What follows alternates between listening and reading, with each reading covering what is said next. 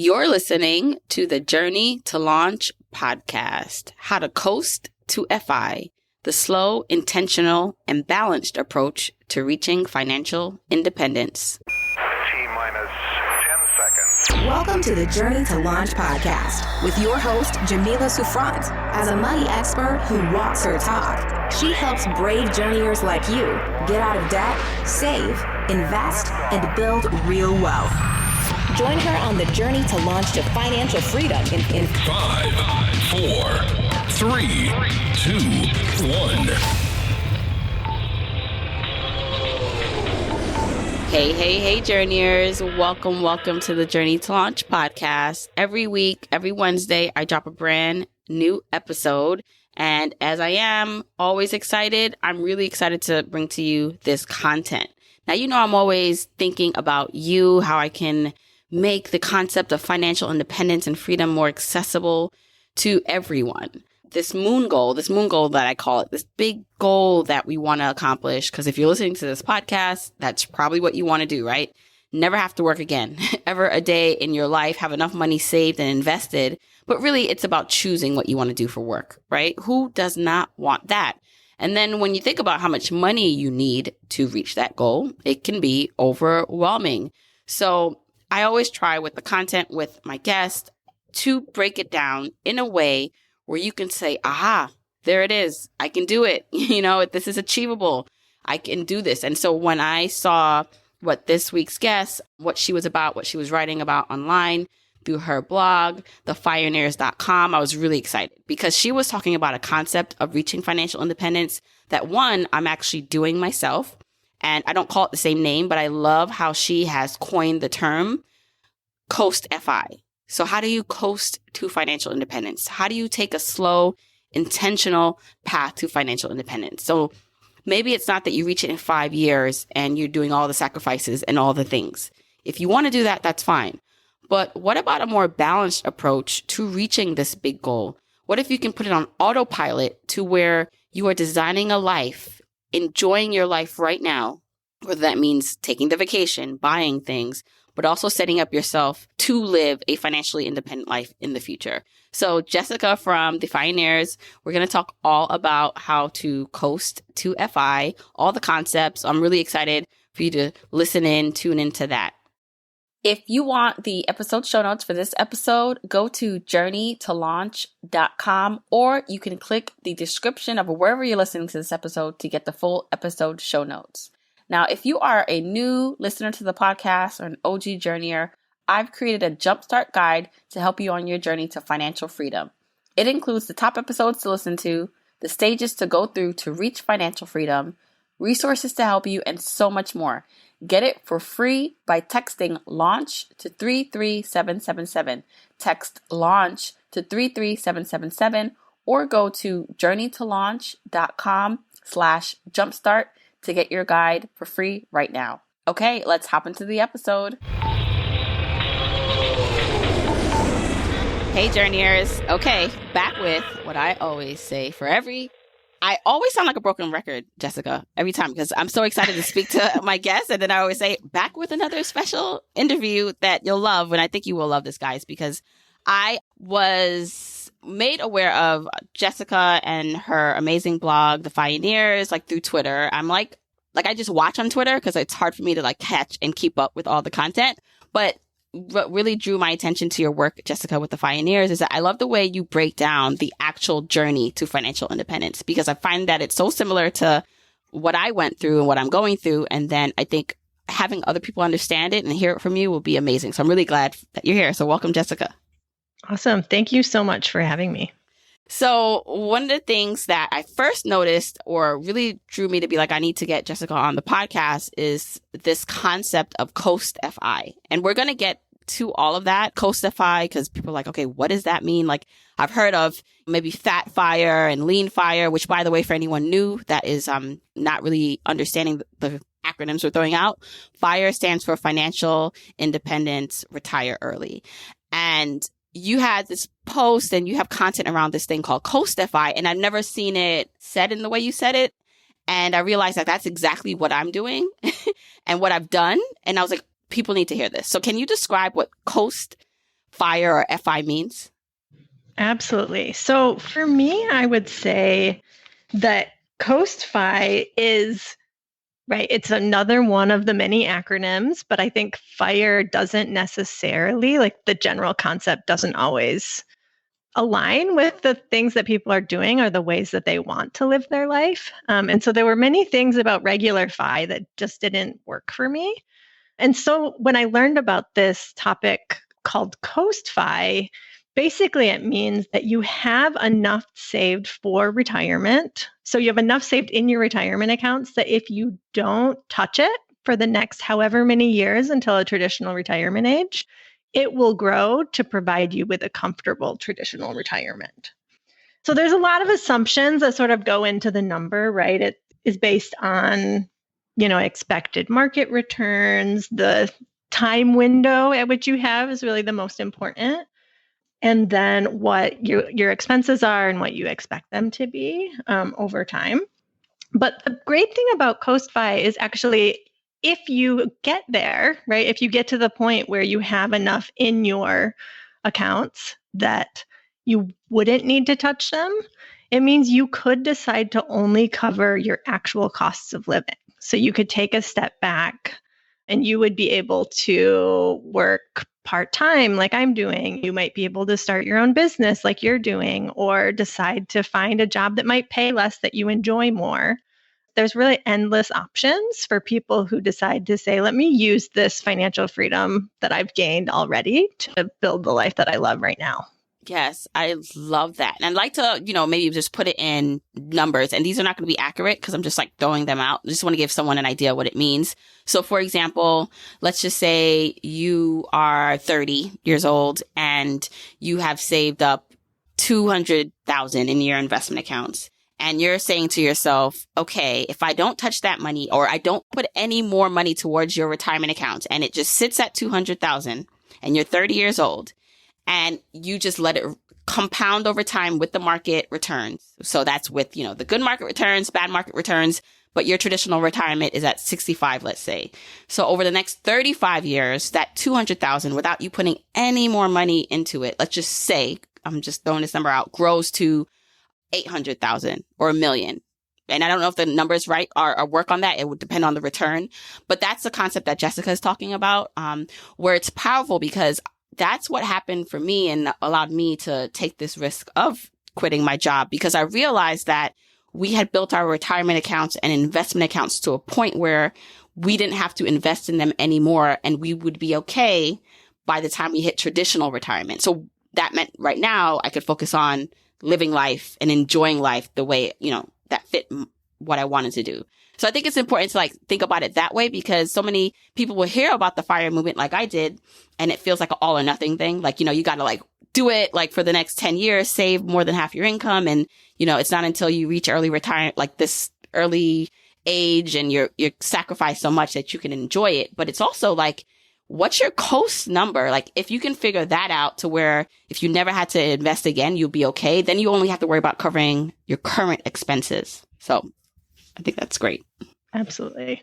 I actually just did the math. Oh, okay, good. While you were talking there. And so if someone is 30 and they spend $35,000 a year, their COAST-FI number would be $181,000, which is actually pretty low in the grand scheme of things, right? It would grow to be about $2 million at retirement age, actually, if they had 181 saved right now with a 5% inflation adjusted growth rate and an expected 3.5% safe withdrawal rate.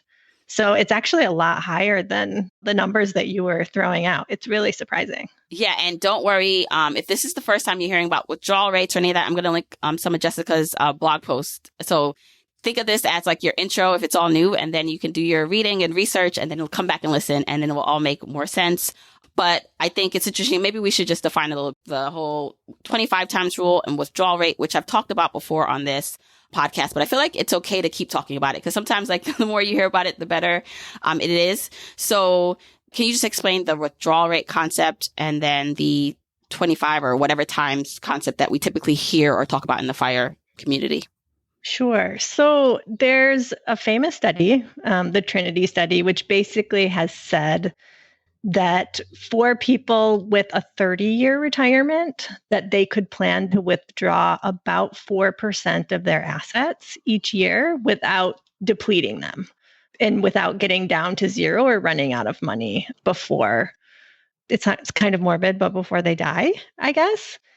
So if you do the inverse of that, that is basically 25 times your annual expenses is what you need to have saved, right? So 100% divided by 4, right, is 25. And so that's where that 25 times your income comes from, right? Because if you have that saved, then 4% is 1 year of your expenses. And then it won't deplete it because you're expecting there to be continued market growth. Right. Great. Great.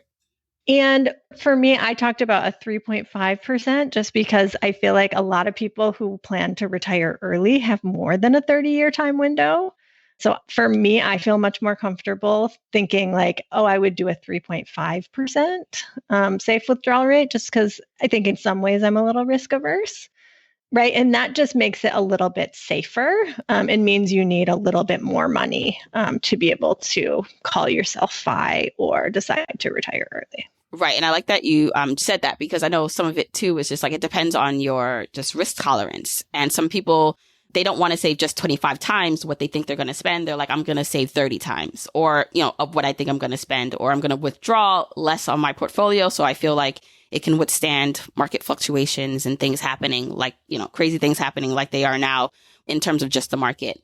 So I think this concept is great, right? And so even though we use the number 30 years old, and I feel like for a 30-year-old to have that much, like, especially with the state of things now with, student loan debt and just like life and inflation, it may be hard for some people to grasp that if they're just finding out about this movement and about Journey to Launch. I want to make sure that what we're saying is, accessible, and not only accessible, even if it's maybe not at the moment that you're listening to this, that I'm taking into consideration the people that have so much more like on their plate that they're dealing with that they weren't able to accumulate that much. But I think the cool thing is that if you're listening to this, no matter what age, though, you can start the process. So even if starting now and learning now and getting everything together, and it takes you 10 years to reach, your Coast FI number, and it's at 40, 45 that you do that puts you in a better position to have more options, to do more. So no matter like what age or how much you have right now, just knowing about this stuff, I think can be life-changing because it was for me. Mm-hmm. And Jamila, I actually just put an age of 40 into the calculator, which I will totally share with you so you can share with your audience in the show notes. For someone who is 40, who wants to retire at 65 and their annual expenses are $35,000, they need less than $300,000 to reach their Coast FI number. So they would have to have less than 300 at 40 years old.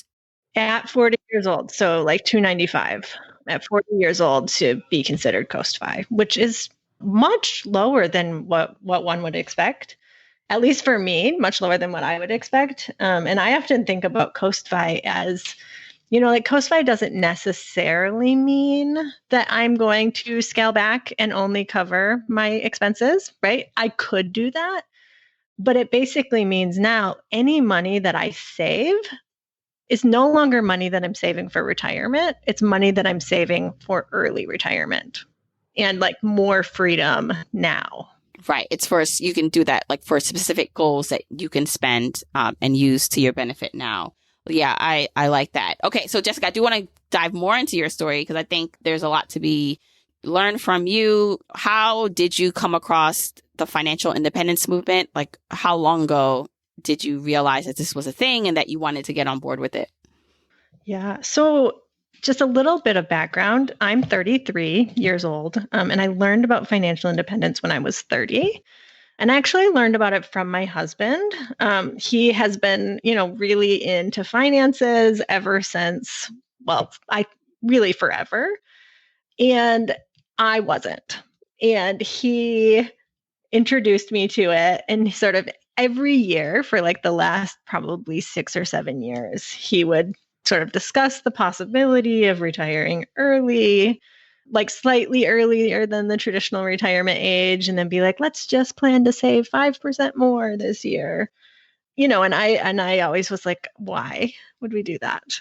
Like, I want to live my life. I want to travel. I want to spend money. Like, I want to go out to eat. I want to do fun things, right? It felt like we had started our careers with really low incomes. And we were like starting to make actual money for the first time in our lives. And all he wanted to do was just save it all. That didn't make sense to me until 3 years ago. And so in late 2017, he actually gave me a copy of a book called Your Money or Your Life, which is, I think, a pretty foundational read in the FI space. And he sort of proposed it as a like, I just want you to understand like where I'm coming from. You don't have to buy into it. Like, I just want to I want you to understand my thought process and why I push it. Right. And so it wasn't him saying like, you need to be all in on this kind of thing. So then I read the book. Fascinating. Like I was definitely skeptical at first, but I was intrigued by a couple of things. One of them was, it was really the first introduction that I had to like realizing that there are people who choose the way that they live their life, that they aren't just like following society's script and, following the default, and realizing that there's a way to actually live differently. I think I had sort of idealistic goals. And then when I got out into the real world, I was like, yeah, this isn't actually possible for people. And so that shifted my perspective a little bit. And then the other thing was, it was the first time I actually understood the finances of retirement. I think prior to that, I had really thought like, you just save sort of as much as you can, and then hopefully maybe you can retire someday and be okay. So seeing the math and being like, oh, this is like based on some sort of formula and this is a real thing. It was definitely intriguing, but I still, at this point, like, I think this was like the start of the turning point, but I wasn't ready to commit to it.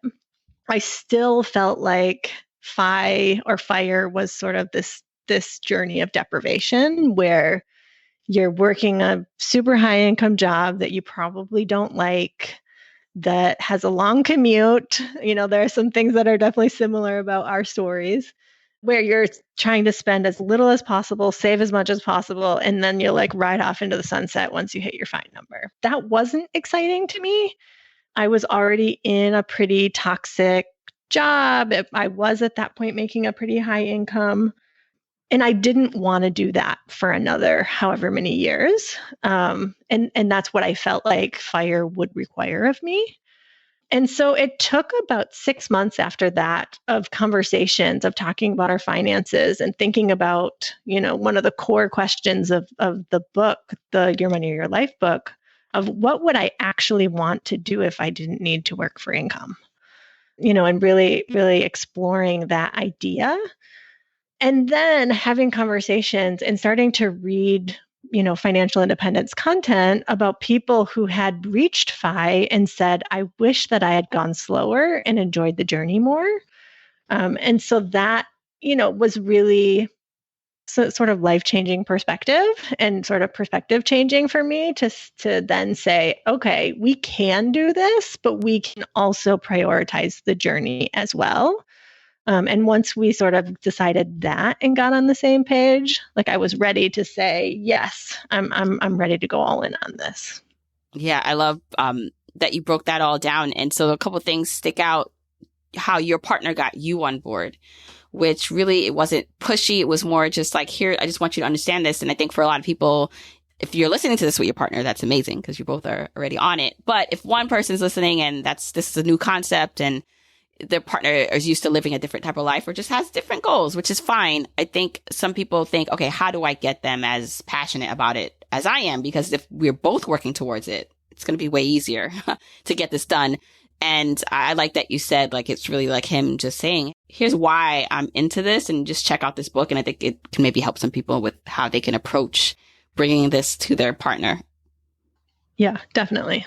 And then when it comes to, I think, this all or nothing approach that you talked about, looking back and wanting to like enjoy the journey, I think that's really important, right? Like, you could go all out and work as hard as you can for that short period of time to earn as much as you can, to save as much as you can.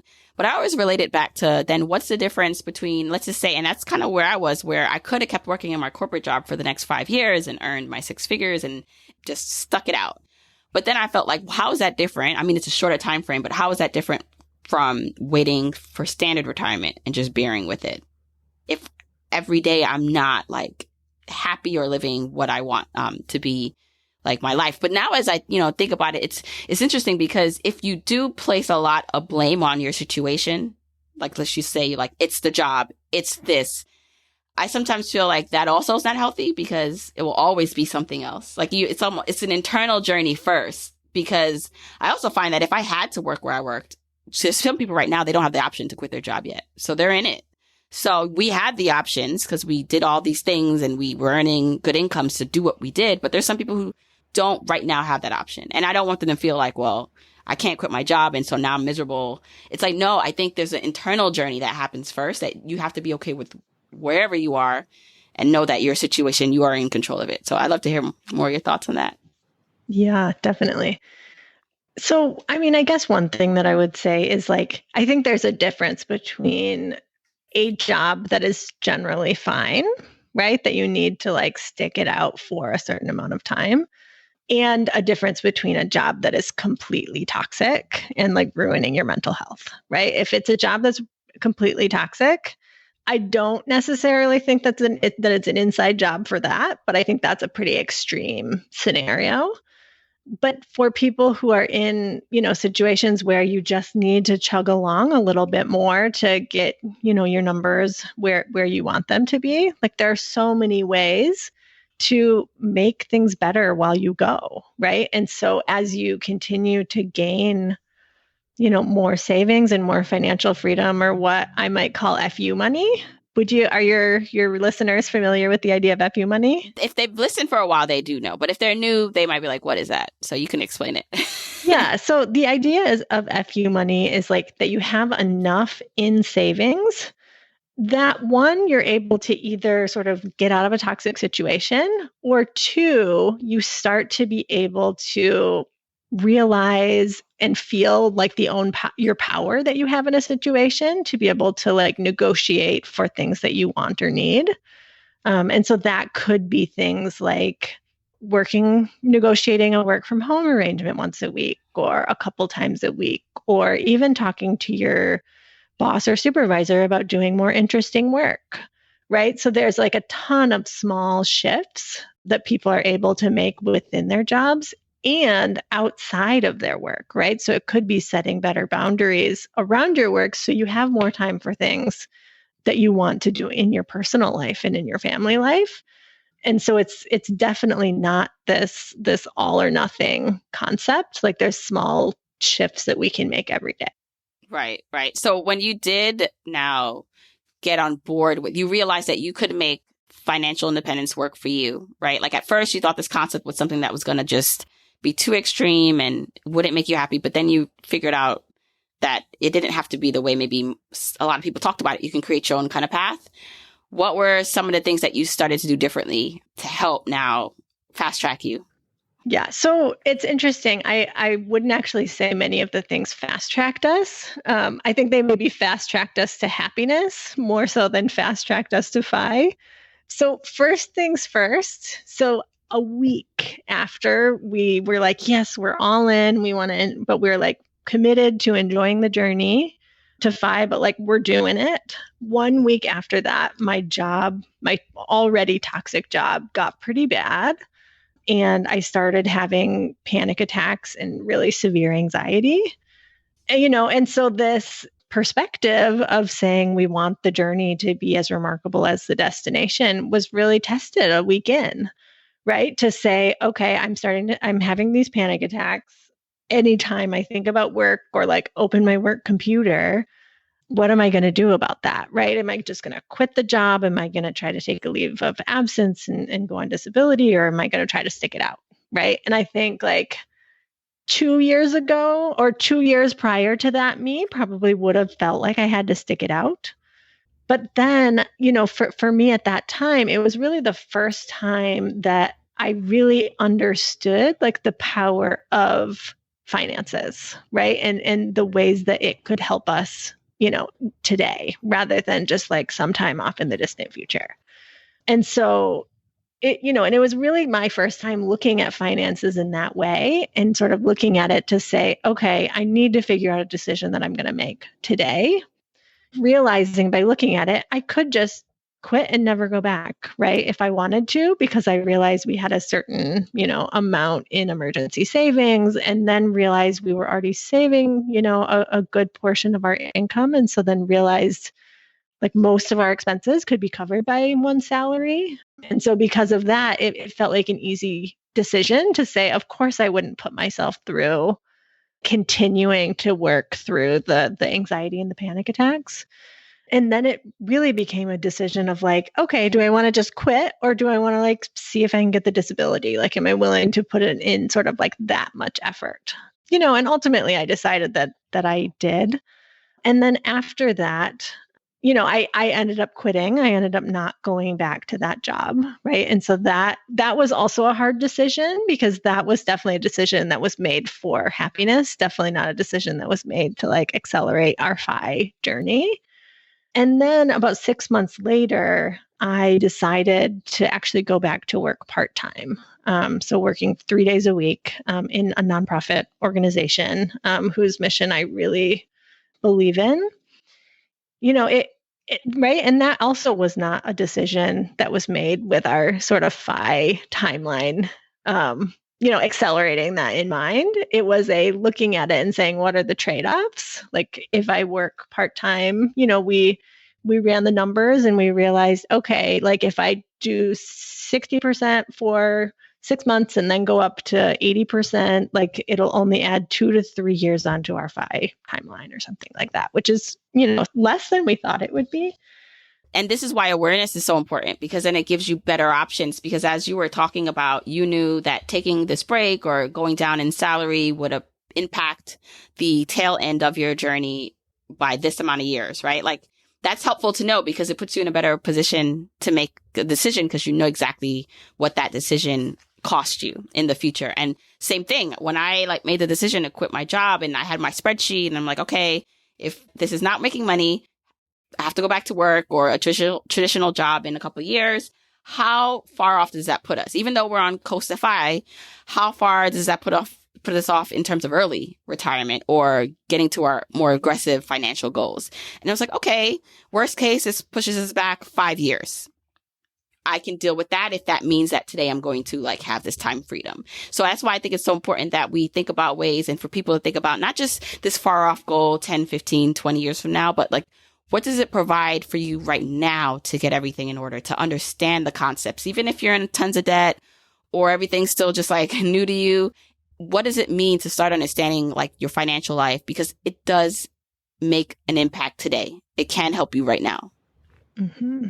Absolutely. And I think about that too, that it isn't just you're fine or you're not, right? Like there's so many different levels of where people can be on sort of the spectrum of financial freedom that can give them so many more options. Like debt freedom gives people so many more options when their monthly costs are much lower, right? They can stop working a side hustle. They could decide to quit a super high paying job that they don't like to do something that they enjoy more, right?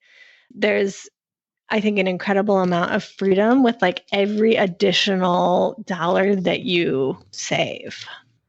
Yeah. And then it's like creating a life where you don't feel like you have to retire from, or, a lifestyle where you love the work that you do. And it's like, look, I don't have to even do this work, but I'm doing it and it makes money. Like, great. Right. Like I don't need to like think about that I have to quit this because I enjoy it so much. Mm-hmm. Yeah. And that's actually a great segue. I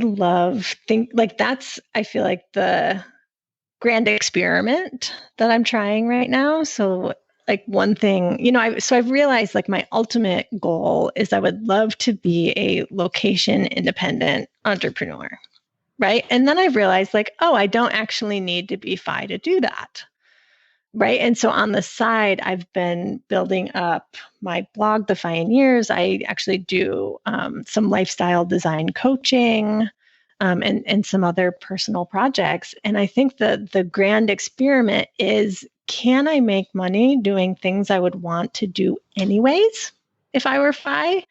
And then if that's the case, I can transition to that lifestyle so much earlier, whether that be if I make enough money to cover my full expenses, whether that be more of a Coast-Fi, or whether that be more of a semi-retirement kind of thing later. Yeah. And I love that, because it also, if you have the capacity to, you can try those things now, even if you have a job. And I know that's hard. I'm a mom of 3, so I get it. Like, sometimes it's just like, where do I have the time to try all these things and these side hustles while with my full-time job kind of thing? But if you do have the capacity, you can test out on the side, or for even a couple hours a week, doing the things you enjoy, testing it out just to see where it takes you, just to see where your joy takes you. And you may be surprised that there's some money at the end of that, a lot more than you thought it could be. And that can also help you get to your goals faster, or just get to your goals. Mm-hmm. And that's one thing that I love about working part-time. I think that I actually feel like more people than do would be able to work part-time. I think if employers allowed it, but also if we sought it out. Especially for people who want to start businesses, or to sort of work on their own projects on the side. I think it's a really incredible option to continue to earn an income to help you cover your expenses while trying out some of those really exciting and fun projects. Right. And I feel like, there's so many reasons like why maybe somebody can't take advantage of that now, right? Like, so there's the healthcare. I don't know, the healthcare is such a big concern for some people if you have kids, and just expenses. But I think it's not horrible though, that even if that might not be what you can do right now, you don't think that may be possible for me in a couple years, right? Like, so just don't maybe discount it just because right now it's not an option, but it can be, maybe. Yep, absolutely. Talk a little bit more about, you said fast tracking your way to like happiness. Would you consider yourself like super frugal? Because we talked about like the spending number of $35,000 a year previously, right? And so I know for some people, I know for me, like maybe when we don't have the responsibilities of the kids anymore and a mortgage, that probably number would be still too low for us, like living in New York City. But, I can see some people saying, okay, that number seems really low for the life I want to live. Is it that you were already, and I don't know if that's your annual like expense number, but. Oh, it is not. Okay. That is an example from a calculator that we provide on our website, expecting that someone is single. Okay. So, that makes yes. And you got to take that into account, right? A single person spending that versus someone and that is pretty low. Right. Yeah. So that is definitely not our annual expenses. We also live in Boston, so a higher cost of living area. And I wouldn't say we're super frugal. We definitely go out to eat. We like to go on vacation. I think that we really prioritize the values-based spending. So like, what are the things that bring us a lot of value and we feel good spending on those, and then try to spend less on things that don't add value to our lives.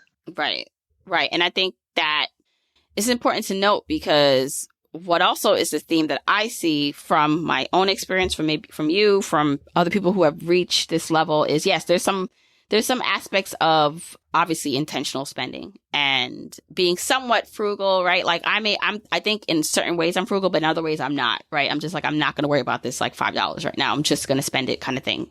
That's my like approach sometimes.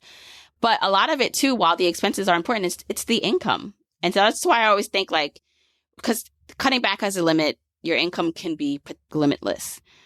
And thinking about how to encourage or help people earn more money, like not just cutting back, but how can you earn more money to support the lifestyle you want, to support saving and investing more aggressively.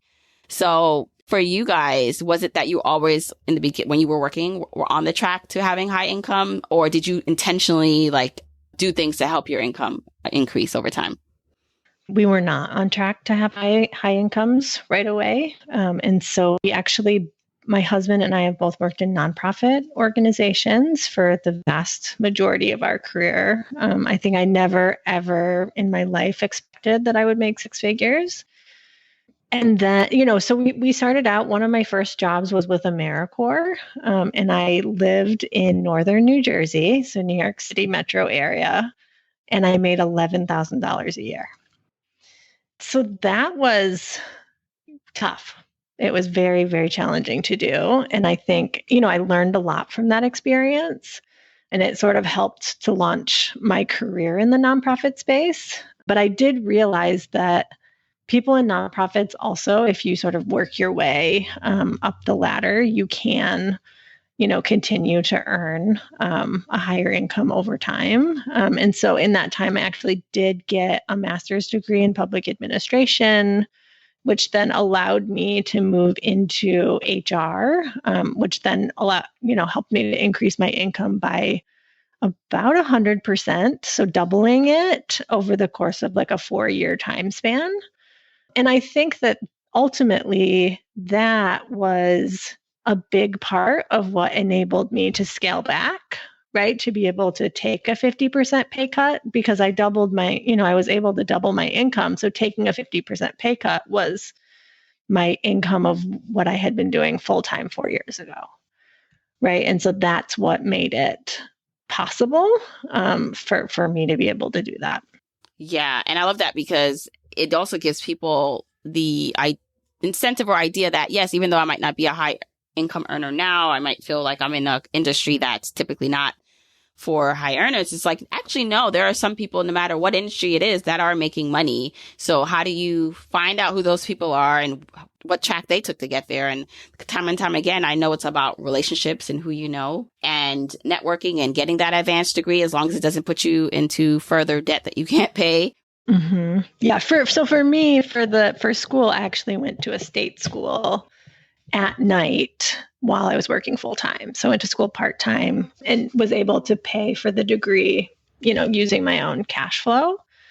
So for me, I found that to be totally worth it. Looking back, if I had taken out loans and like not worked during that time, I might regret it. Right, right. So when it comes to anyone right now, right, they're like, all right, I found out about this financial independence thing. It sounds amazing, because if the idea now is that I have enough money where I can quit the job that I don't like, or just do something I enjoy without worrying about money because I'm at Coast FI, I got enough money saved. That seems like a really great deal for them. But then they're also thinking, but if I just stick it out and I hustle for the next 5-10 years, like, let's not even do Coast FI. Let's just get to the FI number, which would require a lot more in a shorter amount of time. How does one decide between the two, or what things should people start thinking about to design their own life, right? Like, because it works for them, not just because someone on a podcast is like telling them. Mm-hmm. Yeah. I think there's a couple things that I would say. So I think the first one is that early retirement and Coast FI are not necessarily mutually exclusive, right? So you could say, I want my early retirement date to be 50 or 55. And then you could do the same calculations and then say, I want to get to a point where maybe in my early 40s, then I can just coast, right, to that early retirement date of 50, right? So it's not so cut and dry, right, that it's either one or the other. And I think there's a spot in between the two as well, which is that what I call semi-retirement. So it's to a point where you have more and you could start to pull out of your retirement accounts, but you would still need to generate some active income. So for example, I have a friend who, when I first met her, she said, I'm planning to fully retire in 2023, and I'm going to do all of these things, move to a ski town. And I started talking with her about it. And she found, one of the calculators on our website and worked through it and realized that if she left her job actually this year, she would only need to generate $5,000 to $10,000 of active income a year to supplement anything that she pulled out of her retirement accounts. And she was like, wow, I could get a random part-time job or do a couple consulting gigs a year, or I'd be able to walk dogs, right, to be able to cover that difference. And so she ended up deciding to quit the job she didn't like and was really dreading thinking about being there for another 3 years this year. Right. And so she actually decided to quit that and is now figuring out, what are the fun side ways she wants to generate income. So it isn't just right one or the other. And I think it depends on your comfort level too. Like, when do you want to feel like you're set? I think there's a couple things that I would start to focus on, like figure out how to do work that you enjoy. Right. And again, I don't necessarily think that there's sort of an all or nothing concept between like a job I don't like and the like absolute thing that I love. Right. I think there's ways that we can adapt what we're currently doing to build new skills, to try out new things that we want to see if we want to pursue that in the future. And there's ways to like make those little shifts as we go and to help us like build up the things that we would want to do in the future. So I think I around work, I'd start there. But it's not just all about work, right? I think a big part of it is saying like, what do I have in my personal life that I want to be focusing on and that brings me meaning and fulfillment? And I think that's really, I think there's so many ways that our jobs might not be the place where we get that. And I think it's a sort of myth that people are looking for that always from their jobs. Like, I don't think it's necessarily going to give that to us. And so building up lives that we love outside of work, I think plays a huge role in our level of satisfaction within our work as well. Oh my gosh. I'm so glad you just brought that up. It reminds me of being in a relationship. Like if you put everything on your partner to make you happy and to be the end all, then you're going to be pretty disappointed because that's just not how it usually works. And building up yourself and doing all the things that make you happy in general will make the relationship better because you're focused on your own happiness. So I think that's a great point. And what I think is amazing for people is like with your friend, like she had so much freedom. She didn't realize the freedom she had already accumulated or her options. She didn't realize it until she saw the numbers and she took stock of everything. Like she thought she was more stuck than what she was. And I think a lot of people are in that. Well, I know times are hard, with the pandemic and just the social uprisings and everything happening and just everything for people going on right now. I know mentally and emotionally things are hard for a lot of people. So I want to acknowledge that. And I also feel that you may have more freedom than you think at the moment. So I'm hoping that this inspires people to really like confront the numbers, even if it's, it seems bleak at first, but to really look at them because you may surprise yourself. You may be like, wow, this is not as bad as I thought. Like I'm kind of on track here. Mm-hmm. Yeah, definitely. And I think understanding the numbers was such a difference maker for me. And I stayed in a toxic job for years longer than I needed to because I didn't realize that I could decide to make a shift. Yeah. I love that. Okay. So I'm going to get all like the really like cool articles you've written and like the calculators from you. So put it in the show notes so people can like check those out. Cause I know they're just like, okay, now how do I like figure this out? So Jessica, please tell everyone where they can find out more about you, follow you on your journey and all your social media contact. Absolutely. So my blog is The Fioneers. So you can find that at thefioneers.com. You can also find me on Facebook, Twitter, and Instagram at The Fioneers. We do have a Facebook group for people who are interested in this idea of slow fi or coast fi and wanting to make the journey to fi be as remarkable as the destination. It's called Slow Fi Enthusiasts. So if you're interested in that, you can go to thefioneers.com/FB. Right. And I'll link all that in the episode show notes. Thank you so much again, Jessica, for coming on, sharing your story and just more about like these amazing concepts that I think everyone should know. Thanks for having me. It was a pleasure. Okay, Journeyers, I really hope you enjoyed that conversation with Jessica. Again, if you want the show notes, I'll be linking all of the blogs that we had mentioned that Jessica talked about, and then just some of the resources in the episode show notes. So wherever you're listening to this, there should be a read more or description, or go to the site journeytolaunch.com. And I really hope in terms of when you're thinking about how you can reach financial independence, that you realize you can craft the path all on your own, or all of your own, I should say. So meaning you don't have to necessarily follow what you hear other people doing if it does not resonate for you. If you don't want to be super frugal and you want to focus more on growing your income, you can do that. If you want a more balanced approach where it takes you longer because you value more time, your current time, then do that, right? I talked about this in the interview with Jessica, that for me, that's how I felt when I intentionally left a well-paying job to do this full-time, to have more freedom in my day-to-day schedule with my kids.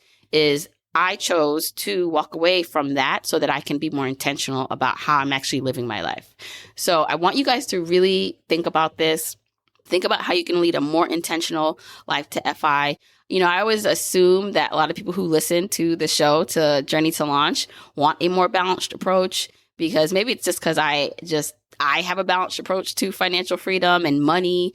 I'm not all one way or the other. You know, I support anyone, you know, whatever works for you works for you. But I just want you to just recognize and realize that you have the power. There's so many ways to think about this. So I hope this allows you one more, you know, tool that you could put in your toolbox to help you get to your goals.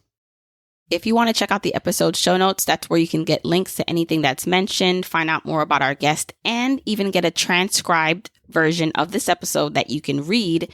Go to journeytolaunch.com or click the description of wherever you're listening to this episode. Now, you can also still grab your free Journeyer Jumpstart Guide by texting LAUNCH to 33777 or go to journeytolaunch.com/jumpstart. If you want to support me and the podcast and love the free content and information that you get here, here are 4 ways that you can support me and the show.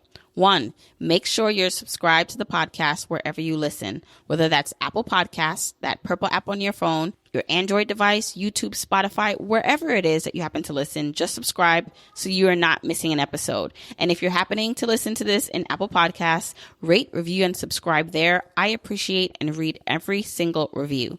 Number 2, follow me on my social media accounts. I'm at Journey to Launch on Facebook, Instagram, and Twitter, and I love interacting with journeyers there. 3, support and check out the sponsors of this show if you hear something that interests you. Sponsors are the main ways we keep the podcast lights on here, so show them some love for supporting your girl. 4, and last but not least, share this episode, this podcast, with a friend or family member or coworker so that we can spread the message of Journey to Launch. All right, that's it. Until next week, keep on journeying, journeyers.